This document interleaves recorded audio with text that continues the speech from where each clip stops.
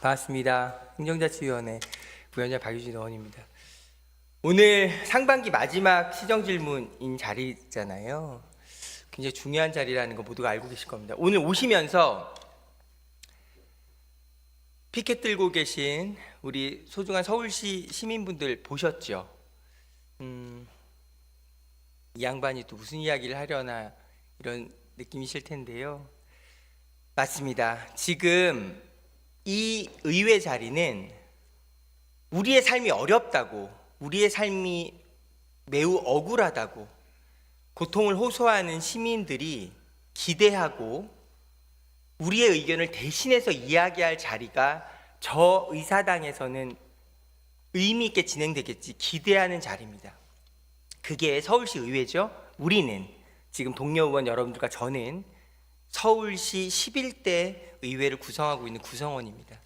얼마나 소중하고 귀한 시간이고 자리겠습니까?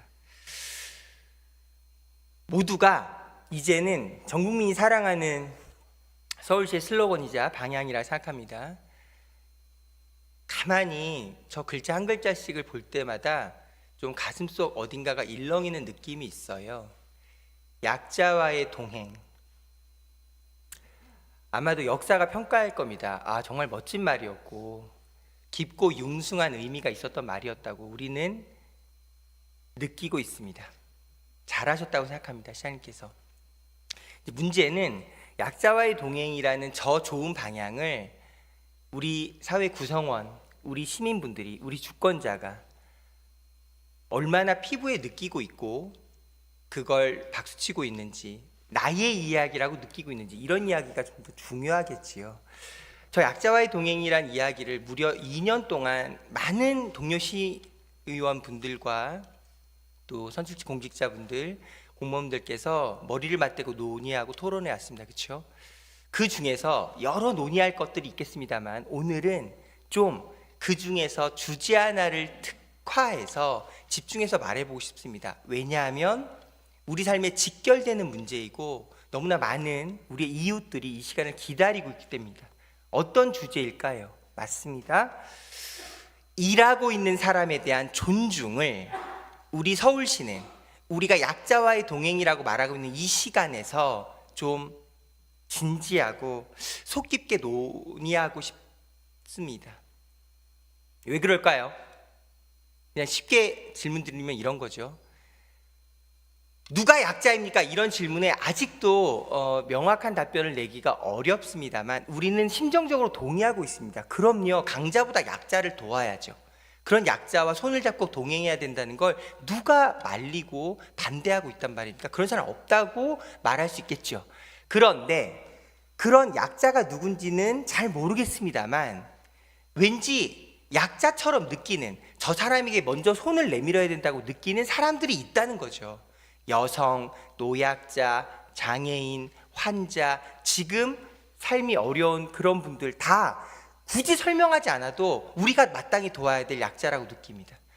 그 중에서요, 이런 질문 어떤가요? 지금 저 노동 현장에서, 저 장렬하는 폭염의 거리에서, 저 엄동설안의 거리에서 직접 땀 흘리며 내가 내 몸을 써가면서 일하고 있는 사람들, 나는 창가 안쪽에 따뜻한 방 안에서 창밖 풍경을 바라보고 있을 뿐이지만 저 창밖 풍경, 저 야생 같은 저 환경에서 자기 한 몸을 스스로 온전히 건사하면서 땀 흘려가며 일하고 있는 사람들을 보면 우린 직관적으로 느끼는 거죠. 저런 사람을 도와야 한다. 저런 사람을 우대하고 저런 사람에게 박수 보내는 사회를 만들어야 한다라는 것을 선출직 공직자로서 막연하게 느끼고 있지요. 그 얘기를 좀 해보고자 합니다. 첫 번째, 지금 일하고 있는 우리의 모든 일자리들을 더 좋은 일자리로 바꿔내야 하기 때문입니다. 이걸 양질의 일자리, 이런 고상한 말을 써도 좋겠습니다만 그냥 더 직관적으로 말하고 싶었습니다.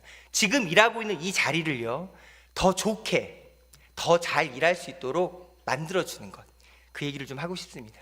노동이사제 이야기가 이런 건데요, 노동이사제가 뭔지는 다 알고 계실 거라 생각합니다. 10분 지났네요. 노동이사제는 법률로 규정되어 있습니다. 저기 보이시죠? 공기업 임원회관에서 임명할 때는 약칭 공공기관 운영법에 보면 법률에 정해져 있어요. 상임이사는 공공기관장이 정한다. 그런데 비상임이사는 임원추천위원회가 정하는데요, 각 2호에 해당하는 사람은 반드시 들어가야 된다. 누군가요? 3년 이상 재직한 근로자 대표를 넣어라, 이겁니다. 법률로 규정하고 있습니다. 그렇죠? 준정부기관 임원의 임면 역시도 마찬가지입니다. 준정부기관 역시도 똑같은 기준, 방향이 있는 겁니다.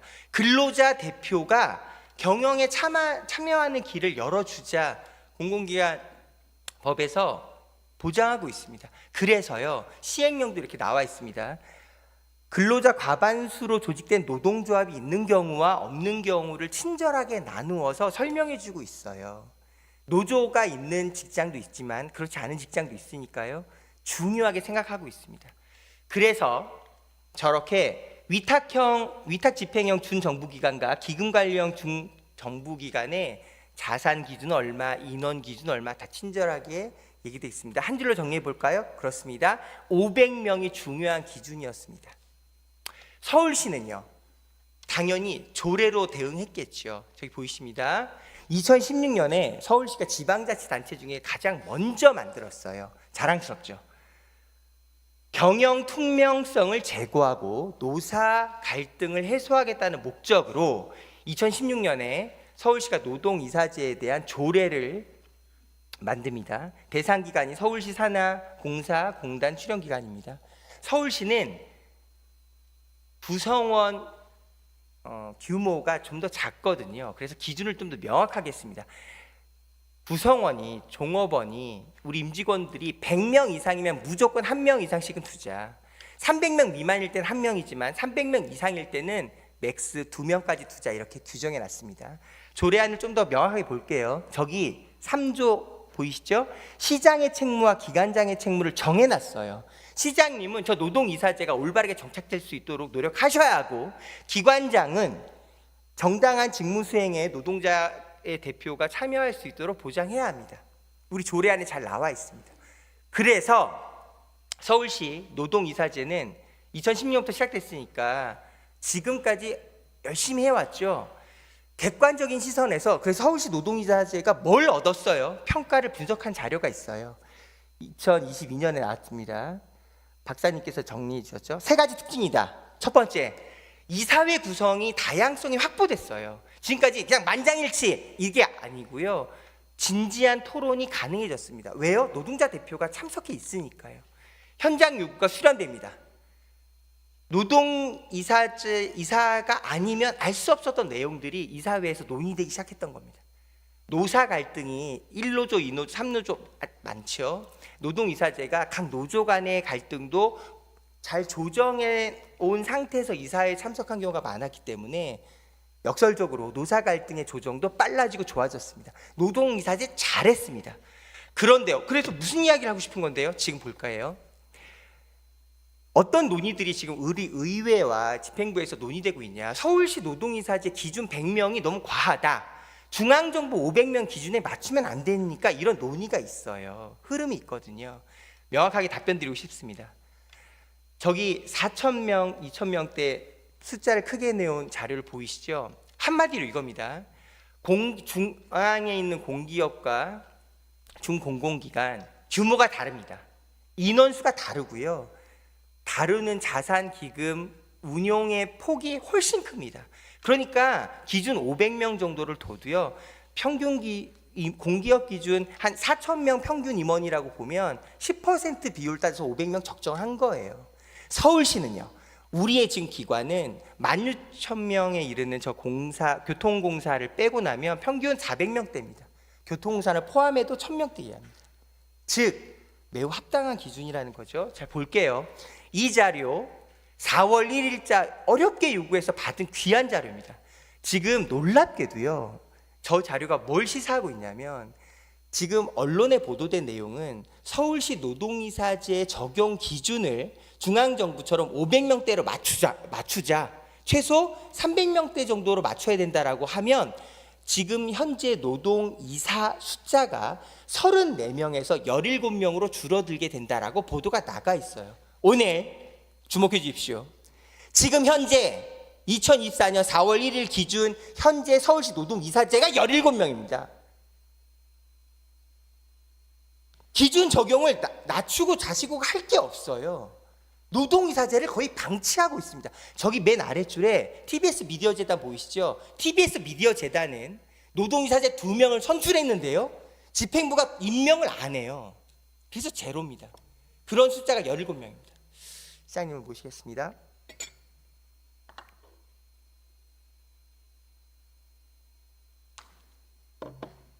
시장님께서 모든 국민이 다 알고 있지만 대한민국 최고의 법률가 중에 한 분이시잖아요. 그런 시장님 앞에서 저런 법률을 들이대면서 이야기한다는 것은 거의 의원직을 내걸 정도의 용기 아닙니까? 저는 그렇게 생각합니다. 시장님과 이런 법률 얘기할 때마다 전날 밤 책이라도 한번 더 읽게 됩니다. 시장님 저기 볼게요. 노사관계 발전법 시장님 잘 아시죠? 네. 노사관계 발전법에는 아예 국가의 책무 2조, 지방자치단체 책무 3조를 규정해 놨습니다. 그렇죠? 노사관계 발전법까지를 굳이 만든 이유는 뭐냐? 더 이상 소모적이고 싸우는 노사관계 그대로 냅두지 말고 국가도 개입하고 지방자치단체도 개입해서 우리 제대로 좀 만들자, 이런 의미입니다. 그렇죠? 노사관계 발전법에 따라서요, 서울시는 노사민정협의회 모두 10분, 서울시 투자출연기관 노사정협의회도 운영하고 있습니다. 그렇죠? 노사민정협의회는 저렇게 법률로 국가의 책무, 지방자치의 책무로 해야 한다라고 하기 때문에 만들어진 위원회거든요. 놀랍게도 위원장님이 시장님이십니다. 그렇죠? 2년 동안 시장님 당선되시고 최근에 당선되시고 나서 2년 동안 시장님 저 노사민정협의회에 참석하신 적 한 번이라도 있나요? 없는 것 같습니다. 네, 없습니다. 어떻게 문제의식을 느끼십니까? 글쎄요, 이제 중요성을 강조하기 위해서 위원장을 기관의 장으로 한 제도들이 있습니다. 그런데 사실상 운영은 부위원장 중심으로 운영이 된다든가 이제 여러 가지 운영의 묘를 살리고 있는데요. 아마 노사민정위원회도 그런 차원이 아닐까 싶고요. 아마 그것이 꼭 열려야 될 무슨 현안이 있다거나 뭐 그런 경우에는 직접 참여하는 일도 아마 앞으로 있을 겁니다. 예, 그냥 제가 우리 모두의 있는 그대로의 감정 그대로 솔직한 언어를 시민의 마음속의 정서를 그대로 말씀드릴게요. 시장님께서는 유력한 대권 후보입니다. 미래 대통령 후보감으로 시장님의 이름이 자주 언급되고 있죠. 그리고 시장님의 기대를 하는 서울 시민들도 많고요, 우리나라 국민들도 많다는 건 주지의 사실입니다. 그런 시민과 국민들이, 이 나라의 주권자들이 정말로 듣고 싶은 말은 시장님께서 노동의 가치는 매우 중요한 가치라고 생각한다. 내가 선출직 공직자로서 우리 사회 구성원의 노동의 가치를 좀 더 높이고 제대로 평가할 수 있는 위치와 기회가 있다면 최선을 다해서 복무하고 싶다, 같은 메시지가 좀 중요하다 생각합니다. 어떻게 생각하십니까? 동의합니다. 맞습니다. 그러니 지금 말씀하신 것처럼 노사민정협의회도 격상해서 시장님께서 직접 위원장으로서 참여하시고 제대로 된, 저기 보시면 기능이 서울시 모든 부문의 노동정책 및 노사 문제 해결을 위한 업무 수행이라는 굉장히 중요한 컨트롤 타워잖아요. 시장님께서 해주시면 얼마나 좋겠습니까? 그렇죠? 네. 저 밑에 투자출연 노사정 협의회도 뭐 더 말씀드리지 않아도 충분히 느끼실 만큼 중요한 기관입니다. 그렇죠? 그런데요, 여기 좀 쟁점이 하나 있어요. 시장님께 질문 드리고 싶어서 가져왔습니다. 작년에 노사민정협의회 제6호로 용역 입찰 공고가 떴어요. 놀랍게도 사업명이 뭐냐, 서울시 투자출연기관 단체협약 비교 분석 및 과제 제시입니다. 무려 2,800만 원을 들여서 만든 용역입니다. 내용이 뭐냐, 서울시 투자출연기관들 단체협약을 각자 비교하고 장단점 분석하라는 용역을 냈어요. 이거 용역 왜 냈을 거라 생각하십니까, 시장님?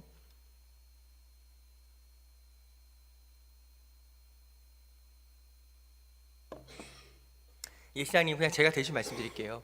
이거는 보기 나름이죠. 그러니까 노사민정협의회가 발주해서 노사정협의회에서 지금 투자출연들 기간에 각각 처우가, 위치가, 위상이 다르거든요. 그러니까 단체 협약들도 제각각 다르죠. 그런 단체 협약들을 용역을 줘서 전문가들이 면밀하게 비교 분석해서 장점은 더 살리고 단점은 바꿔가자. 그런 걸 알기 위해서는 근거가 있어야 하지 않습니까? 그래서 용역 냈습니다. 이렇게 말씀드릴 수 있겠죠. 그런데요, 실제로 노사정 협의회 담당자분들과 그리고 실제로 서울시 투자출연기관에 저 해당하는 노조분들의 피부에 와닿는 목소리를 제가 듣고 왔거든요. 어떤 놀라운 부작용이 있냐? 저 용역을 근거로 서울시 투자출연기관 노조분들이 지금까지 한 번도 없었던 강한 압박을 느낀다는 거예요. 어떻게? 지금까지는 우리 기관의 특성에 맞는, 우리 기관의 최선을 다한 노동 형태, 복무 조건 이런 것들을 어떻게 하면 더 잘할 수 있을까를 고민해 왔는데 갑자기 저 근거 자료를 들이대면서 너네 말고 다른 데는 이래. 왜 너네는 이런 기준에 안 맞춰? 너네가 열심히 일한다고 하는데 다른 기관은 훨씬 더 가혹하게 일하거든. 너네는 왜 일하지 않는 건데? 같은 류의 질의응답들이 쏟아진다는 거예요. 그러니까 어떤 역설적 추론을 하게 되냐면 저 용역은 서울시 투자출연기관들 모두를 어떤 정해진 기준에 옥매어 관리 통제하기 위해서 법률적 기준 같은 근거들을 찾기 위해서 2,800만 원이라는 돈을 써가면서 서울시가 노력한 거 아닌가라는 강한 의문이 들겠죠. 시장님 어떻게 느끼시나요? 글쎄요, 현실적으로 그 용역이 어떻게 진행되고 있는지는 제가 보고를 받아봐야 되겠습니다만은 같은 서울시 산하의 단체들, 투자기관, 출연기관들의 근무 환경이나 근로 조건을 비롯해서 여러 가지 그 사항들은 가급적이면 서로 맞추는 게 좋지 않겠습니까? 예, 시장님 말씀 끊어 죄송합니다. 시간이 좀 제한돼 있어서요. 시장님 아마 이걸 느끼시면서 딱 느낌이 오셨을 텐데요. 우리가 아무리 선의를 가지고 일을 한다 하더라도 그 대상자들이 오해한다면 슬픈 일이지 않겠습니까? 그러니까 지금 시장님께서 약속 하나가 중요하다고 봅니다. 지금 우리가 이런 용역도 하고 이런 노사정 협의회도 진행하고 노사민정협의회도 인정하는 것은 노동의 가치를 우리가 인정하고 있기 때문이고 더 잘하기 위한 노력의 과정인 거다. 약속하실 수 있겠습니까? 그렇습니다. 맞습니다. 네. 이 시장님의 약속 중요하다고 생각하고요. 아마 이 방송과 이 시간을 지켜보는 많은 관계자분들, 주권자분들이 지금 시장님의 약속 매우 반가워하실 거라 생각합니다. 자, 지금 34년 차죠, 정확하게. 근데 그냥 첫 해는 잘 안 되지 않았을까 생각해서 33차라고 했습니다. 오늘 오시면서도 만났을 겁니다. 지금 밖에 TBS 임직원 지금 무려 400여 명 임직원에서 출발해서 260명만 남아 있습니다. 불과 1년 사이에 그렇게 많은 분들이 나가게 된 거죠. 오늘 추후에 유정희 의원님께서 TBS 미디어 재단에 대한 면밀한 질의가 있거든요. 그래서 그 시간의 내용들에 중복된 내용을 빼고요. 그냥 이 질문을 좀 드리고 싶습니다. 시장님, 제가 계속 기회가 있을 때마다 시장님한테 우리 TBS 어떻게 해야 할까요? 여쭤봤었죠. 시장님께서는 지난번에 매우 의미 있는 답변을 주셨습니다. 뜻밖의 피해자, 선의의 피해자가 있어서 안 된다고 생각한다. 다른 방안을 강구하고 있다. 지금 시간이 많이 지났는데요. 그리고 5월 30일까지는 얼마 남지 않았습니다. 시장님, 지금 현황 답변 요청드려도 될까요? 예, 모든 걸 다 소상하게 이 자리에서 공개를 하면 좋겠습니다만은 사안의 성질상 이렇게는 말씀을 드릴 수 있겠습니다. 사실 지난번에 말씀드린 것처럼 공영방송이 아니라도 민영방송이라도 사실상 공익성과 공정성은 보장이 돼야 되겠죠, 방송에서.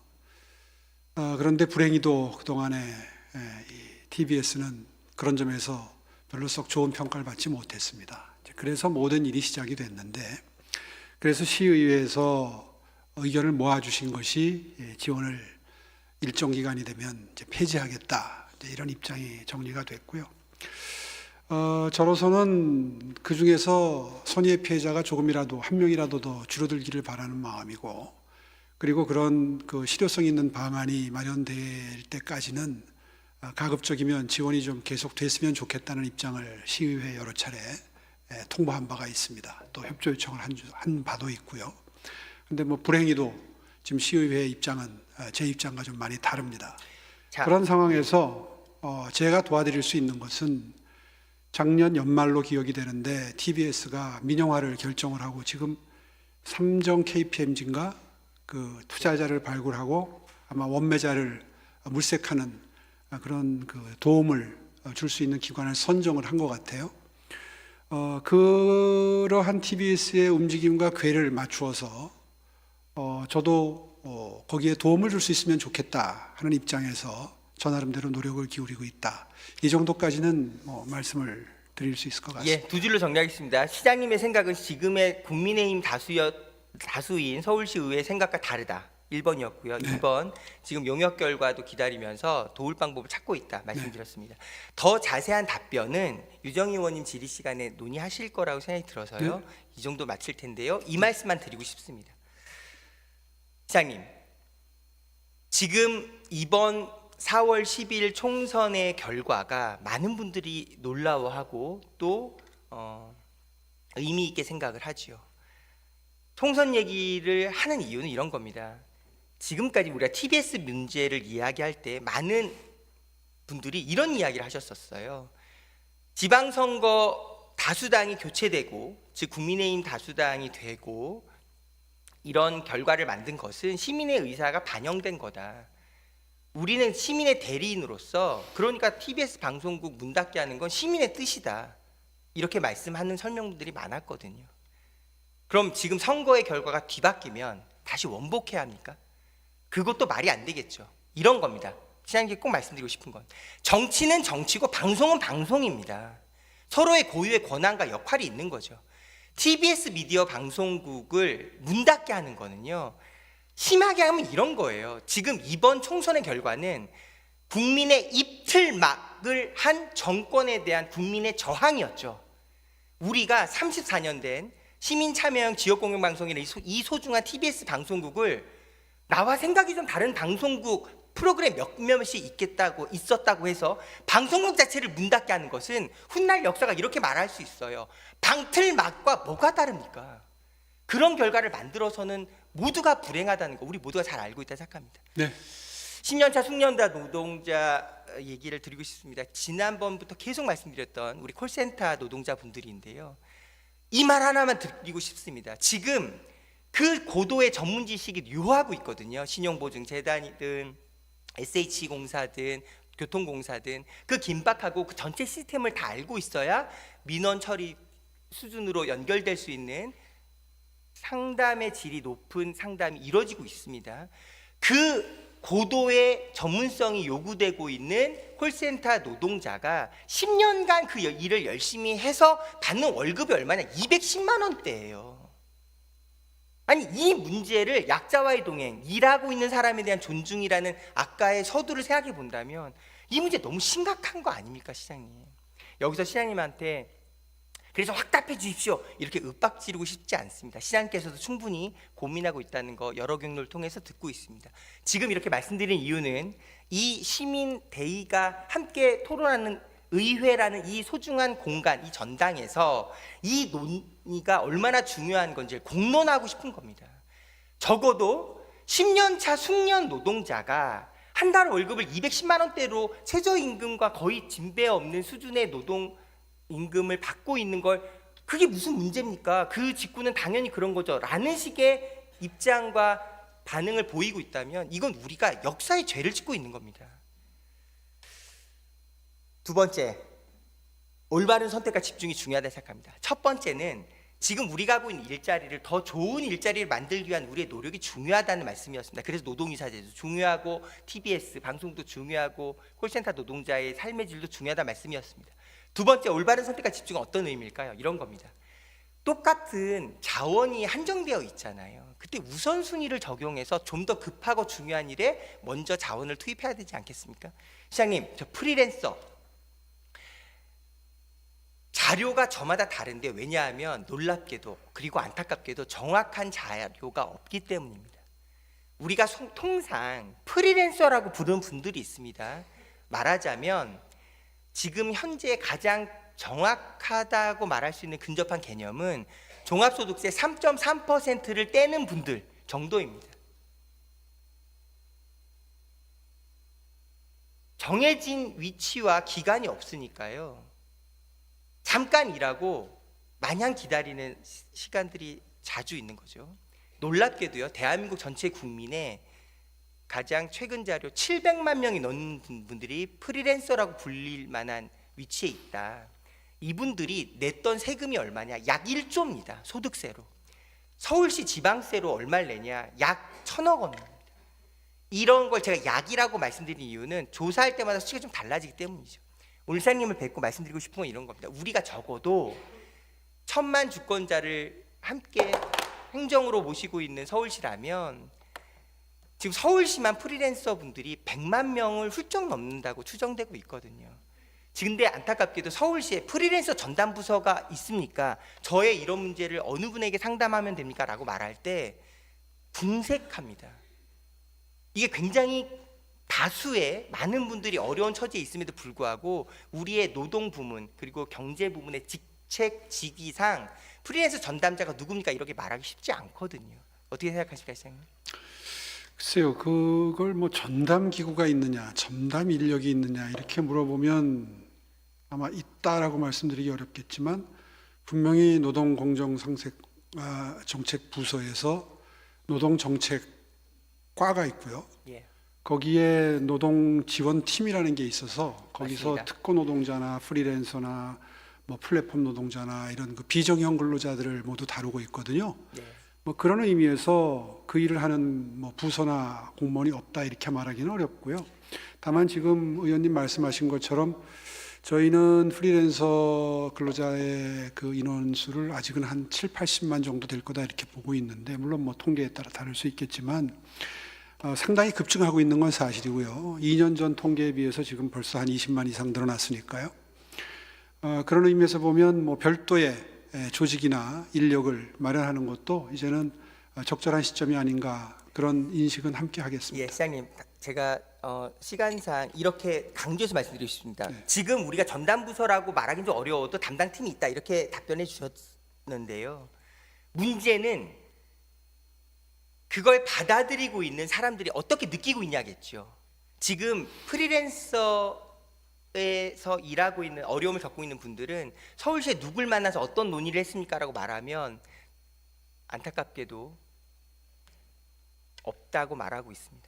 그러니까 이런 오해, 이런 안타까움을 막아야 하지 않겠습니까? 네. 정리하겠습니다. 프리랜서 굉장히 중요합니다. 지금 말이 고상하게 프리랜서인데요.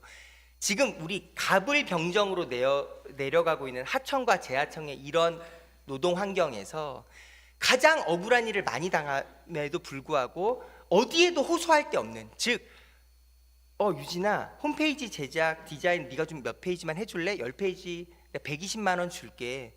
제작해서 드리고 나면 잠수를 타요. 그걸 억울하다고 소송하려면 소송비가 배보다 배꼽이 더 크겠죠. 이런 일들이 허다합니다. 누구에게도 호소하지 못하고 구제받지 못하고 있습니다. 그런 분들을 돕는 게 약자와의 동행 아니겠습니까? 동의합니다. 프리랜서 굉장히 중요하고 프리랜서 전담 부서를 넘어서는 프리랜서를 위한 특별한 조직, 특별한 대우 서울시가 하고 있다는 말씀 시장님께서 꼭 해주시길 바랍니다. 예. 현장 민원팀, 서울시 의회에는 현장 민원팀이 있습니다. 많은 의원님들께서 잘 모르시더라고요. 저는 좀 여기서 우리 모두가 생각해 볼 일이라고 생각해서 이 질문을 드리고 싶습니다. 저 서울시 의회에 있는 현장 민원팀이 어떤 일을 하냐면요, 시의원들이 받는 모든 제각각 다른 현장 민원들에 대해서 법적인 지시 그리고 실무 전문가의 자격으로 가서 그 민원의 시시비비를 가려주는 역할을 합니다. 이게 타당한 민원이다, 고칠만한 민원이다, 받을 수 없는 민원이다 같은 판단을 해주거든요. 얼마나 중요합니까? 1,000만 주권자를 데리고 서울 시민을 대리하고 있는 서울시 의회에 지금 서울시 의회 사무처 직원만 몇백 명인데요. 그 몇백 명 중에서 현장 민원팀의 저 위상과 가치를 생각하면 적어도 100명 이상의 담당자들은 저 현장 민원팀에서 법률적 전문 지식과 기능적 전문가의 기능을 활용해서 현장 민원팀이 가장 왕성하고 크게 활동해야 당연할 것 같지 않습니까? 놀랍게도요, 서울시 의회 현장 민원팀 직원 4명입니다. 담당 간부에서 5명이 한 팀입니다. 너무나 이상하지 않습니까? 아니, 우리가 받는 시의원들, 선출직 공직자가 받는 대다수의 민원들이 내가 친하면 들어주고 안 친하면 들어주지 않는 이런 일이 진행된다면 얼마나 후진적인 형태겠습니까? 그렇죠? 어떤 민원이든 법의 기준에서 그리고 실제의 기능적 기준에 부합해서 시시비비를 가려내고 받을 만한 민원인지 아닌지를 가려내는 역할은 너무나 중요합니다.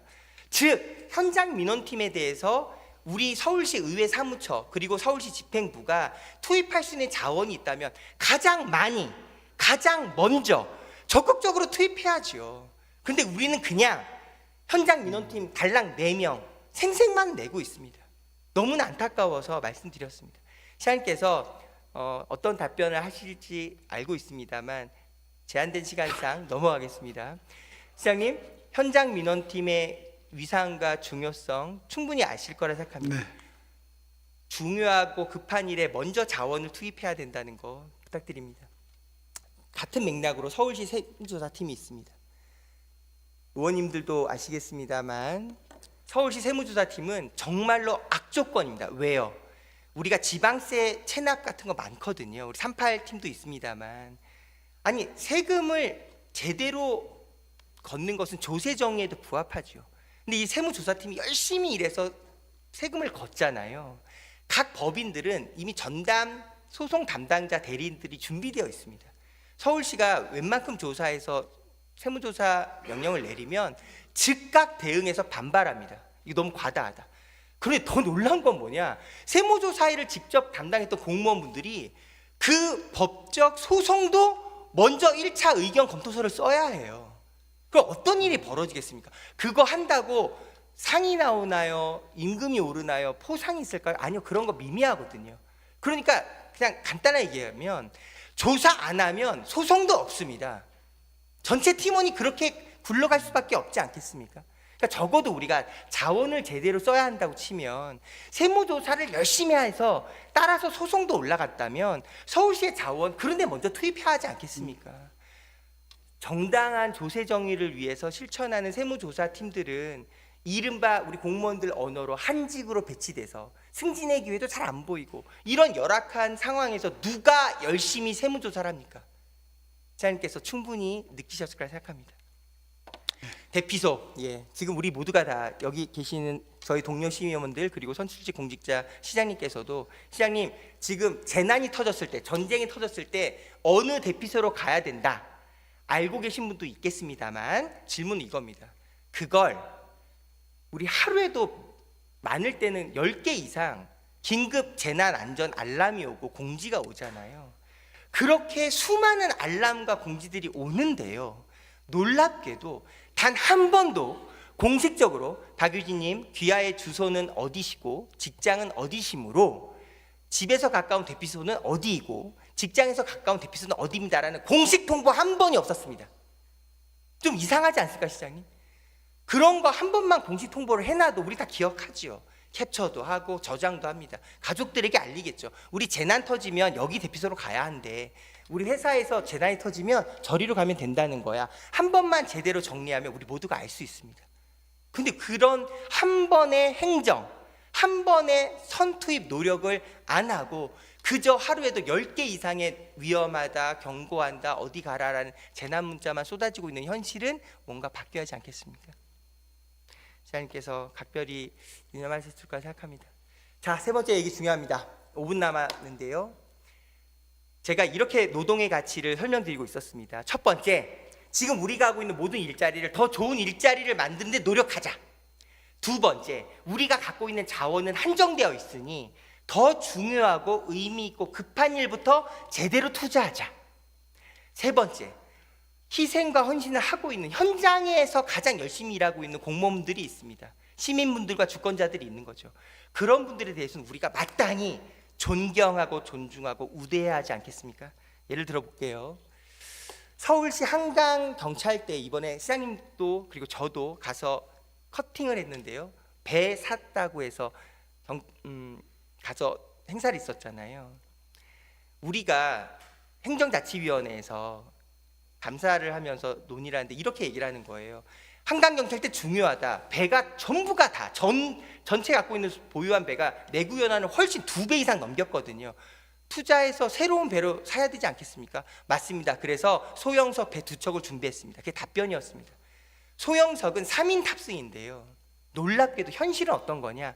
우리 익사자 혹은 물에 빠져 있는 분들을 구할 때 다 장비를 착용하지 않습니까? 가만히는 저도 장비 착용하면 2배, 3배 사이즈가 됩니다. 3인 소형정은 익사자를 꺼내서 심폐소생을 하려고 해도 자리가 없어요.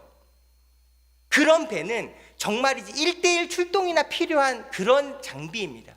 근데 그런 3인 배 2척을 사서 우리 장비 보강했어요 라고 답변하고 있었던 게 집행부의 모습이었어요.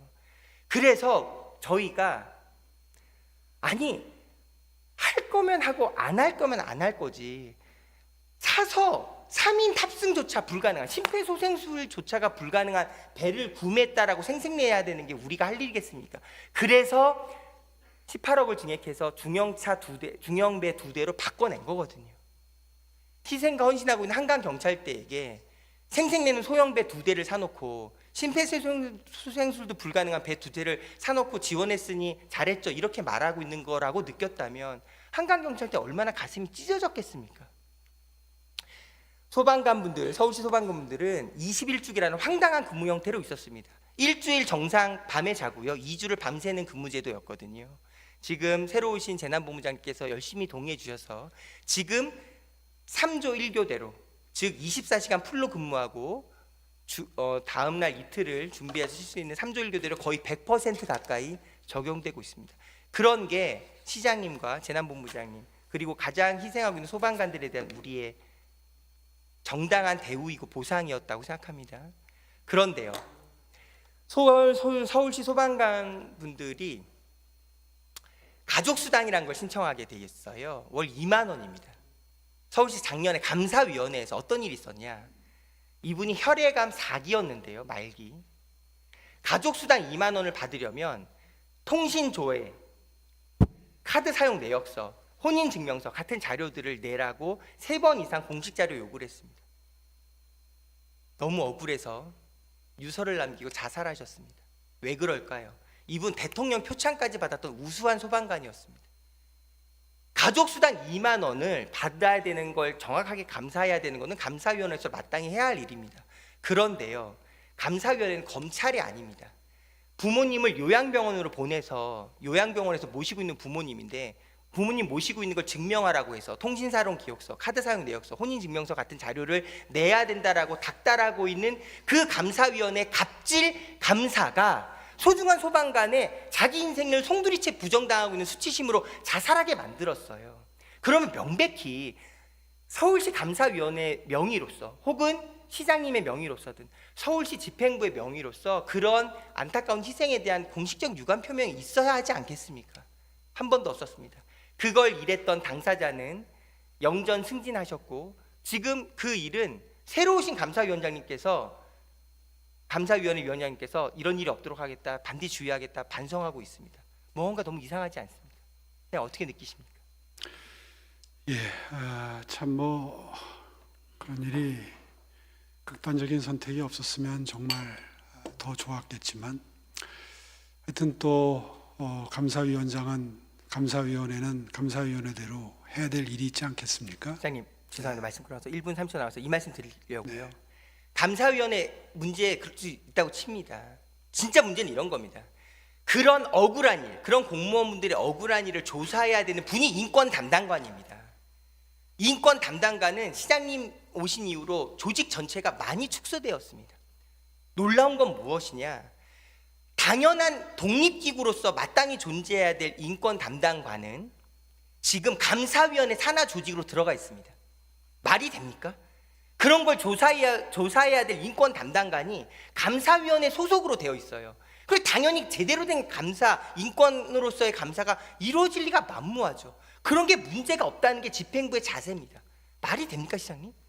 어떻게 생각하십니까? 글쎄요, 자세한 경위는 좀 파악을 해봐야 되겠습니다만은 결과적으로 극단적인 선택이 있었다고 해서 그 감사 자체의 의미나 이런 것들이 폄하돼서는 안 되겠죠. 네. 제가 지금 말씀드린 건 인권 담당관이라는 이 소중한 팀과 직제가 그것도 제가 감사위원회 산하로 있는 것이 정상적이라고 생각하십니까? 예, 파악을 한번 해보겠습니다. 네, 시장님 오늘 약자와의 동행 이 모두가 사랑하는 우리의 슬로건이자 방향타에 대해서 노동의 가치가 제대로 구현되는 것이 진정한 약자와의 동행이라는 말씀 꼭 드리고 싶습니다. 고맙습니다. 네.